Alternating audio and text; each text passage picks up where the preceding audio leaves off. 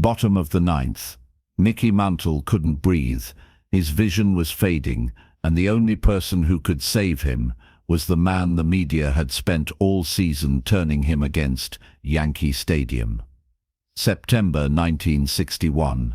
The air was thick with tension. Mickey Mantle sat on the bench, his uniform soaked through with sweat that had nothing to do with the heat. His right thigh was wrapped so tight he could barely bend his leg. Every breath felt like broken glass in his chest. The infection from the botched injection had spread. His temperature had hit 103 that morning, but he was still there, because that's what Mickey Mantle did. The crowd, over 50,000 strong, chanted his name between pitches. They didn't know he could barely stand. They didn't know the team doctor had told him 2 days ago that if he played again, he might not walk by the end of the month. They just knew the score was tied, bottom of the ninth, and Mickey Mantle was their hero. Roger Maris stood in the on-deck circle, swinging 2 bats like they weighed nothing. His face was stone, his jaw set. The press had been brutal to him all season. They called him cold, unfriendly, un-American. They said he didn't smile enough, didn't sign enough autographs, didn't deserve to break Babe Ruth's record. But Roger didn't care about the press.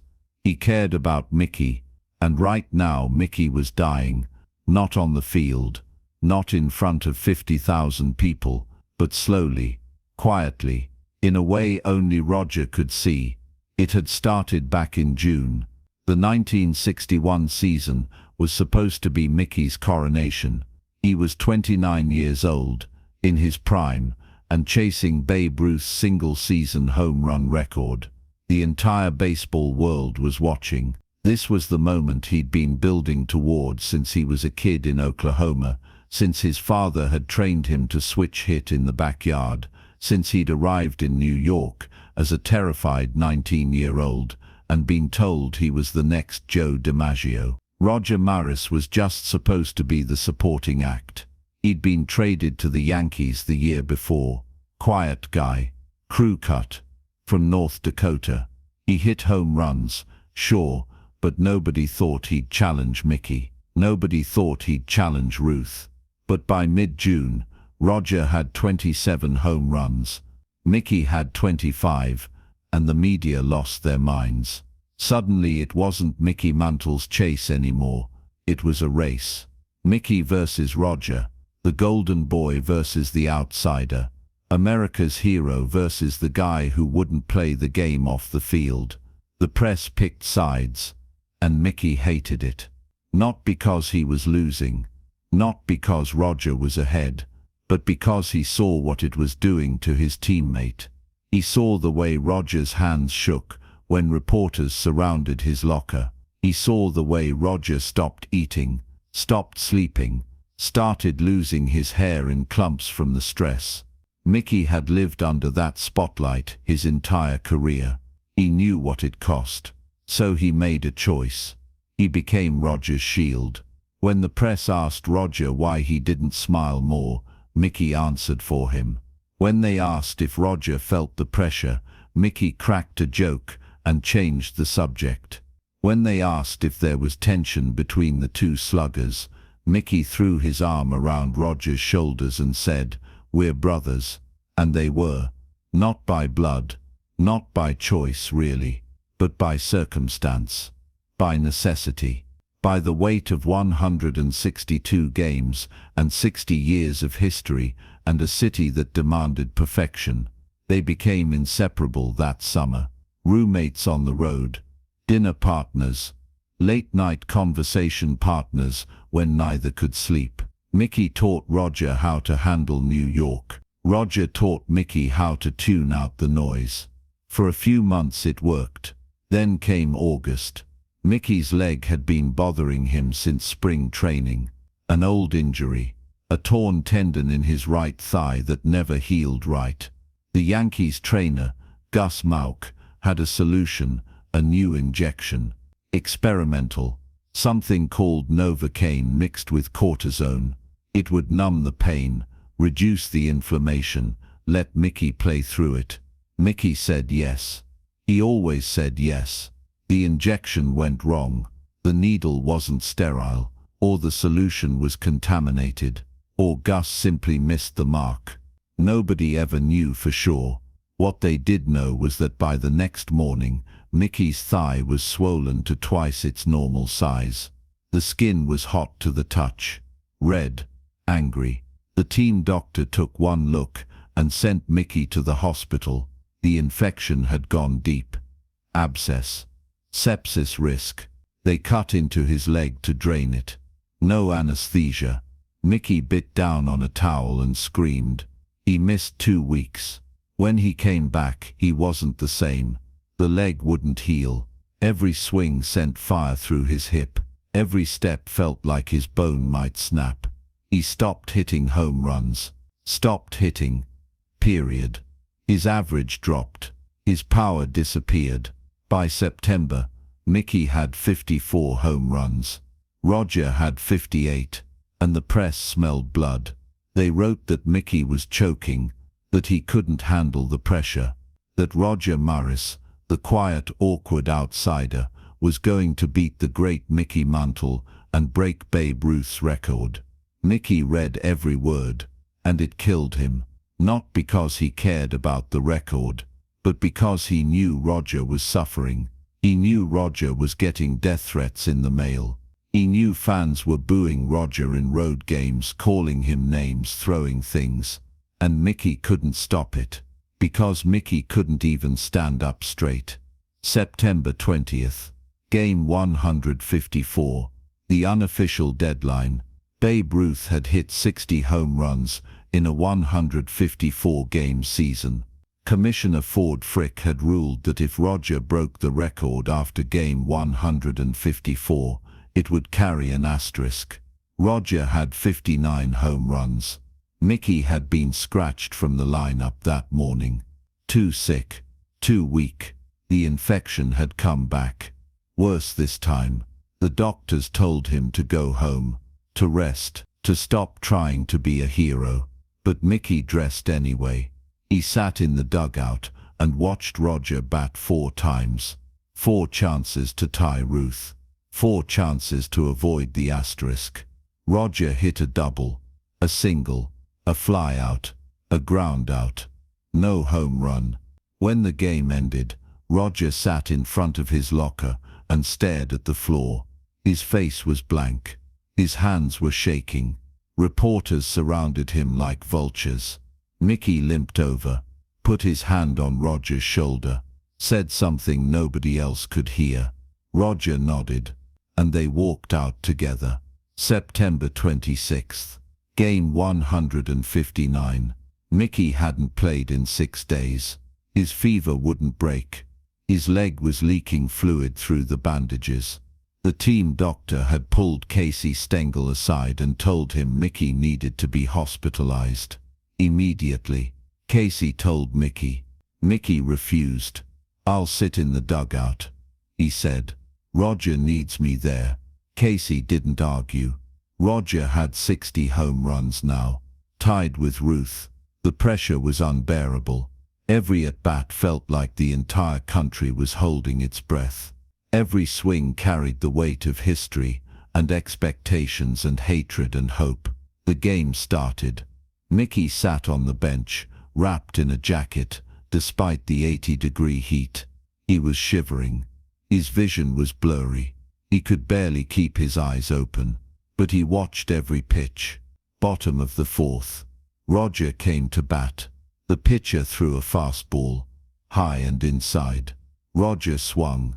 The crack of the bat cut through the stadium like thunder. The ball sailed, deep, deeper, over the right field wall. Home run number 61. The stadium erupted.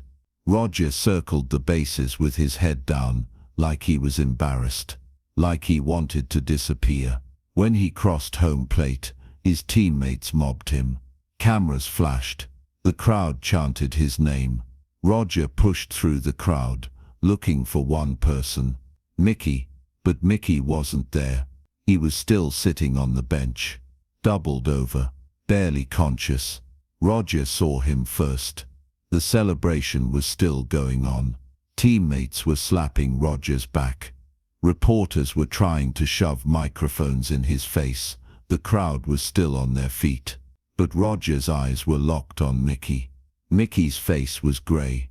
His lips were blue. His breathing was shallow, rapid, wrong. Roger shoved through the crowd. Mickey. No response. Mickey's eyes rolled back, and he collapsed. Not dramatically, not like in the movies. He just folded, slid off the bench onto the concrete floor of the dugout, his body limp, his head hitting the ground with a sound that made Roger's stomach turn. The dugout went silent. For one horrible second, everyone just stared. Then Roger moved. He dropped to his knees, grabbed Mickey's shoulders, started shaking him. "Mickey, wake up, wake up."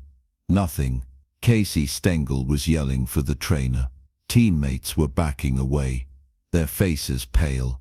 Someone ran for the team doctor. But Roger didn't wait. He slid his arms under Mickey's body, one under his shoulders, one under his knees, and lifted him. Mickey was bigger than Roger. Heavier. Dead weight. Roger didn't care. He carried Mickey out of the dugout. The crowd saw them. The chanting stopped. 60,000 people went silent as Roger Maris, the man who'd just broken the most famous record in sports history, the man who was supposed to be celebrating the greatest moment of his career, carried his unconscious teammate across the field toward the clubhouse. Reporters chased them. Cameras flashed. Roger didn't look at any of them.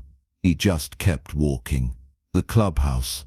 Roger kicked open the door and laid Mickey on the training table. The team doctor rushed in, pushed Roger aside, started checking Mickey's pulse, his breathing, his pupils. "He's septic," the doctor said. "We need an ambulance now." Roger stood there, breathing hard, his uniform covered in Mickey's sweat, his hands shaking.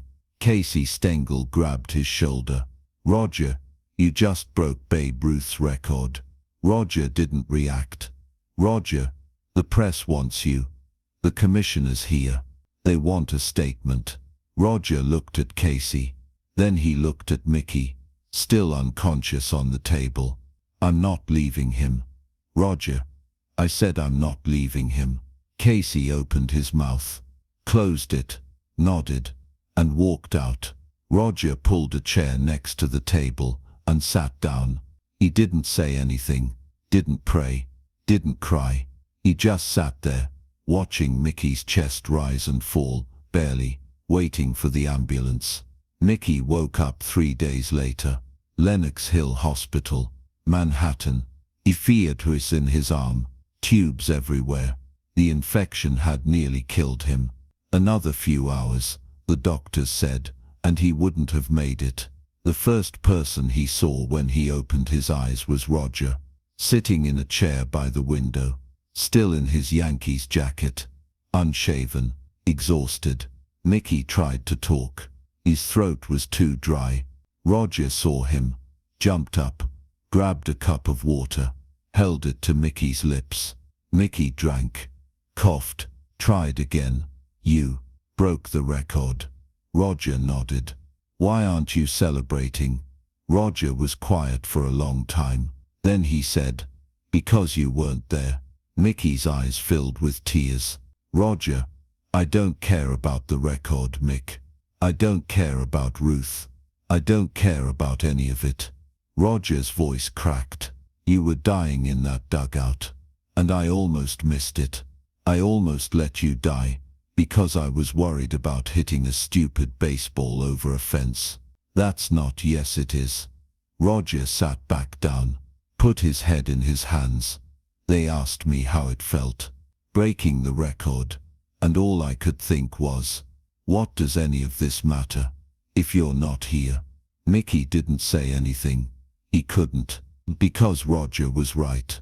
They never talked about that night again. Mickey spent 2 more weeks in the hospital. Roger visited every day, brought him books, played cards, talked about anything except baseball. When Mickey was finally released, the season was over. The Yankees had won the pennant.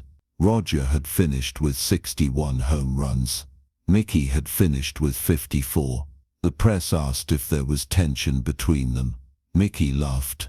"Roger saved my life," he said.